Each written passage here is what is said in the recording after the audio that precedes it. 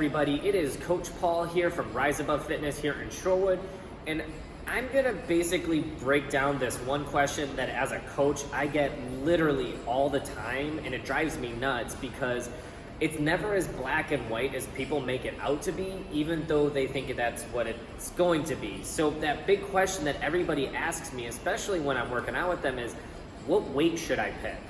It's a lot of things go into that question. So, there's a bunch of things that you might want to ask yourself before picking the weight when you go to do your exercise. And a lot of these questions, and it's not exclusive to these questions either, but one of the big ones that I always ask is, how many reps are you doing? Obviously, if you're going to do something that's only 3 to 5 repetitions, you're going to pick a much different weight than if you were to do 50 to 100 repetitions, right? You'd obviously need to cut the load by quite a bit. How many sets are you doing? Same question, same thing relating back to volume, but it's a different concept. Instead of how many reps are you doing, how many sets are you doing? If you're only performing 3 sets, you're probably going to go a little bit heavier than if you were to perform 10 sets. It really just depends. What's your rest time?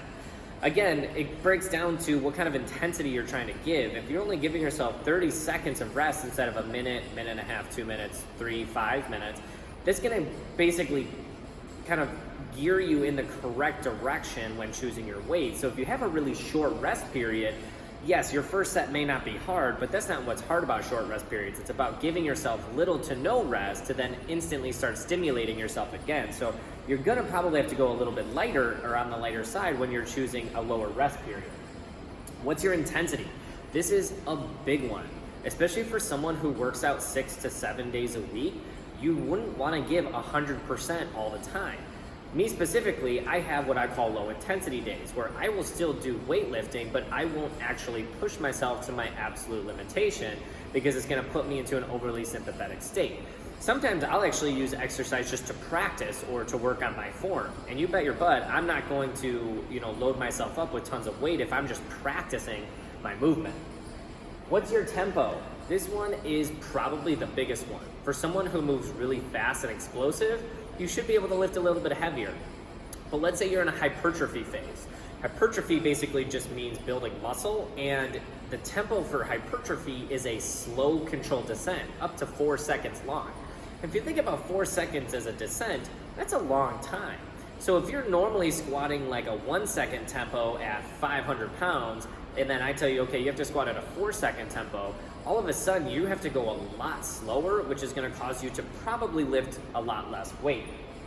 What exercises are you doing? People will ask me, what weight should I pick? And I'm like, well, are you squatting with it? Are you shoulder pressing with it? Are you bench pressing? Are you lunging?